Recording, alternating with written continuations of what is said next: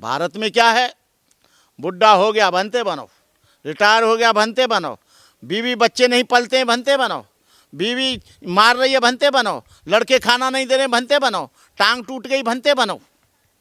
इसके लिए भगवान बुद्ध ने पूर्णतः मना किया है। यहाँ पर क्या है कि जो बौद्ध भिक्षु हैं जवान, उन्होंने धर्म को व्यापार बना दिया है।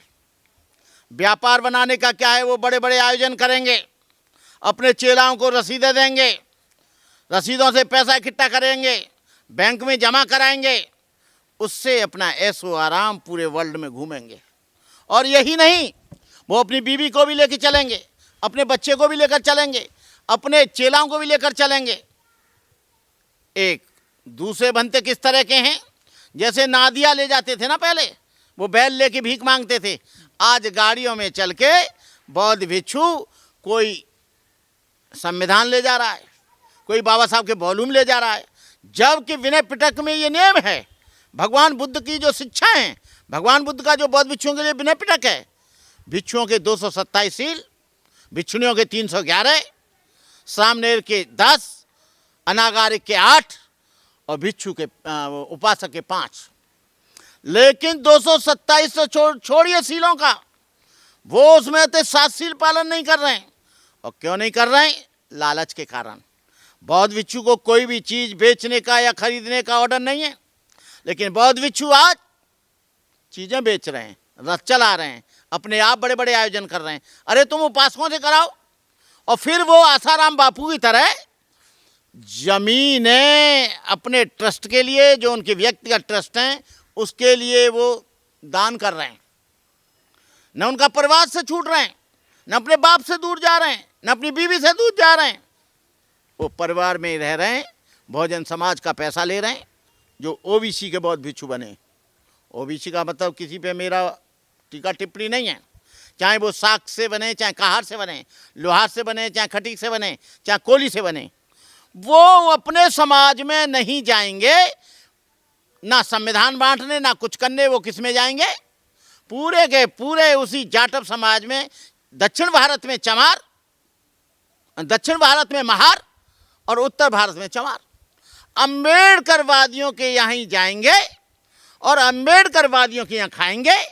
अम्बेडकरवादियों को ही विधान देंगे, संविधान देंगे, बाबा साहब के वॉल्यूम देंगे, क्योंकि वो खरीद लेता है। आज अम्बेडकरवादियों को ज़्यादा संविधान, ज़्यादा बाबा साहब पढ़ाने की ज़रूरत नहीं है। अरे बेईमानो, बैकवर्ड के लोगों को बताओ, जो बैकवर्ड के लोग न बाबा साहब को मानते हैं, न बाबा साहब को जानते हैं, न ज्योतिराव फुले को जानते हैं, न कबीर को जानते हैं, न बुद्ध को जानते हैं, न गाड़गे महाराज को जानते हैं। पहले आप लोग वहाँ जाओ, लेकिन वहाँ कुछ मिलना नहीं है, वहाँ सोफा सेट नहीं है, वहाँ खीर नहीं है, वहाँ पैसा नहीं है, ड्राई फ्रूट नहीं है, सुंदर घर नहीं है। ये वहाँ जाएंगे। बौद्ध धर्म के बारे में 50 वर्ष से मैं काम कर रहा हूँ। 50 साल पहले मैं बौद्ध भिक्षु बना था। 50 साल पहले बौद्ध भिक्षुओं की संख्या बहुत नगण्य थी, बहुत कम थी, लेकिन अब दिन प्रतिदिन संख्या बढ़ती जा रही है। बौद्ध धर्म के प्रचार प्रसार का दायित्व पूरा का पूरा अशोक से लेकर आज तक, कुषाणकालीन, कनिष्ककालीन, गुप्ता पीरियड से लेकर आज तक, हर्षवर्धन से लेकर आज तक, मिलिंद से लेकर आज तक, पूरा का पूरा दायित्व भिक्षुओं का रहा है। जिसका गुरु अच्छा होगा, उनके शिष्य भी अच्छे होंगे। जिस धर्म का विचार अच्छा होगा, बौद्ध धर्म भारत की धरती पर पैदा हुआ, लेकिन वो जापान चला गया, थाईलैंड चला गया, कोरिया चला गया, वियतनाम चला गया, ताइवान चला गया, तिब्बत चला गया, मलाया चला गया, जावा चला गया, श्रीलंका चला गया, पूरे देश के 28 कंट्रियों में चला गया। लेकिन वहाँ का सिस्टम, वहाँ का कस्टम, वहाँ का प्रबंधन एक अलग तरीके का है। जापान में, थाईलैंड में या बर्मा में, वहाँ पर जो दीक्षा दी जाती है, जवान बच्चे को दीक्षा दी जाती है। बाप अपने जवान बेटे को लेकर आता है, अपने पोते को लेकर आता है, फिर वो गुरु के संरक्षण में 10 साल रहता है, वो बहुत अध्ययन करता है, पारंगत होता है धर्म में पकता है, पूरा का पूरा विद्वता की चरम सीमा को करता है, तब उसको प्रचार प्रसार में उतार जाता है।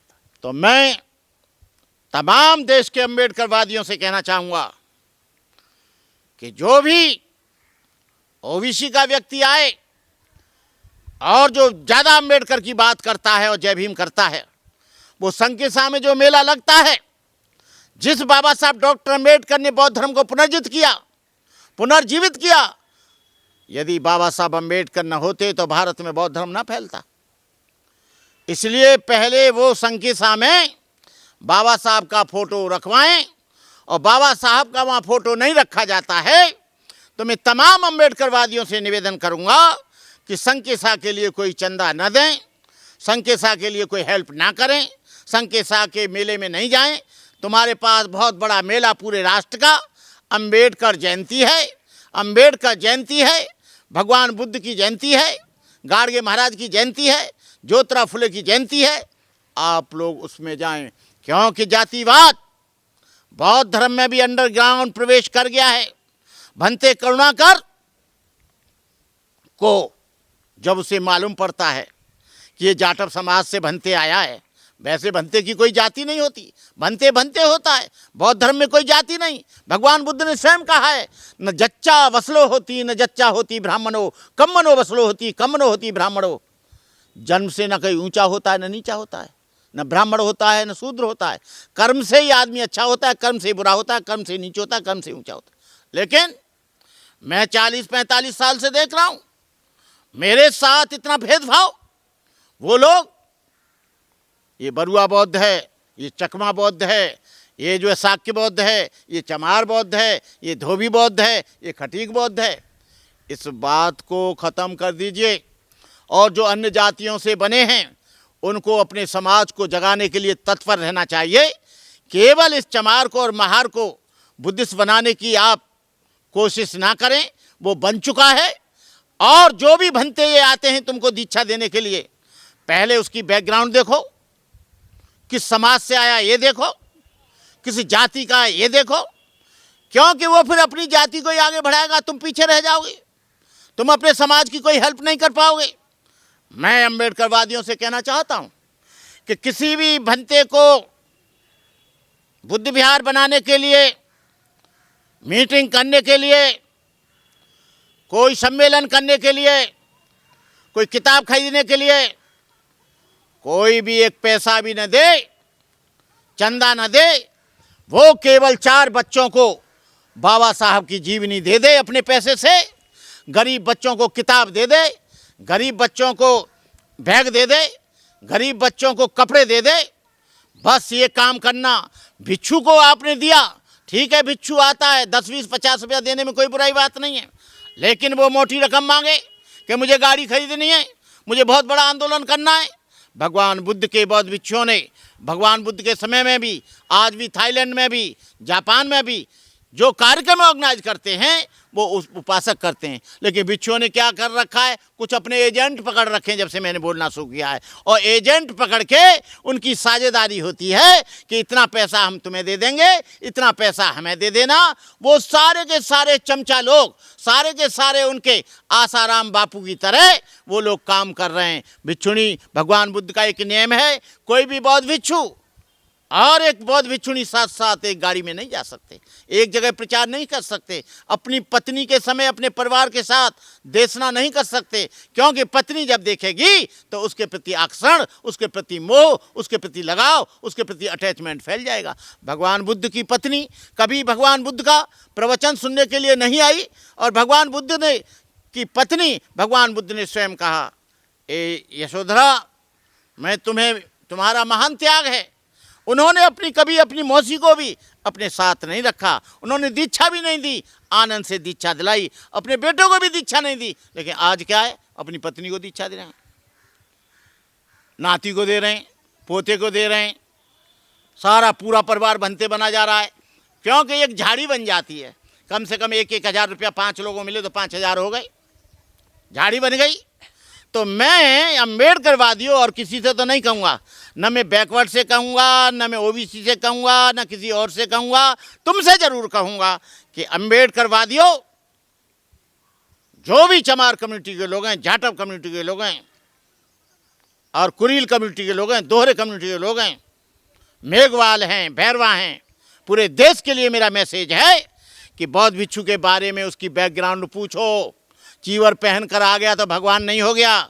चीवर की आड़ में ढेर सारे धंधे भी चल सकते हैं, ढेर सारा चंदा भी चल सकता है, ढेर सारे और भी प्रोग्राम हो सकते हैं। इसलिए आप लोग किसी भी भंते को रसीद लेकर आए, चंदा नहीं देना है।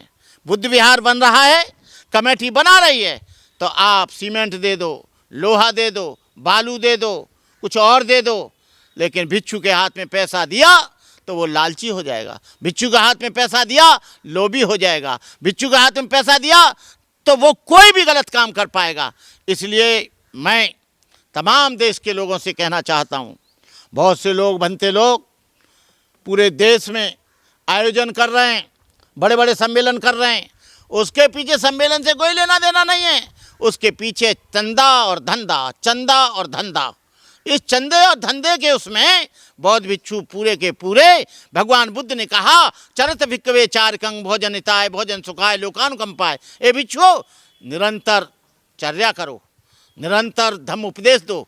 उसके लिए ज़रूरत नहीं है बड़ा सम्मेलन किया जाए। आप जब स्वयं करोगे, लोग जागेंगे, लोग उठेंगे, लोग चलेंगे और लोग धम्म की तरफ आकर्षित होंगे। जब तुम्हारा शील अच्छा होगा, तुम्हारा सदाचार अच्छा होगा, तुम्हारी करुणा अच्छी होगी, तुम्हारी मुदिता अच्छी होगी, तुम्हारा अनुशासन अच्छा होगा, तुम्हारा सदाचरण अच्छा होगा, तुम्हारा चरित्र अच्छा होगा, लोग प्रभावित होंगे। बुद्ध से ऐसे प्रभावित नहीं हुए। बुद्ध ने बहुत बड़ा सील का पालन किया, इसलिए बुद्ध आज सारी दुनिया में फैल गए। आज लोग बौद्ध भिक्षु क्या कर रहे हैं?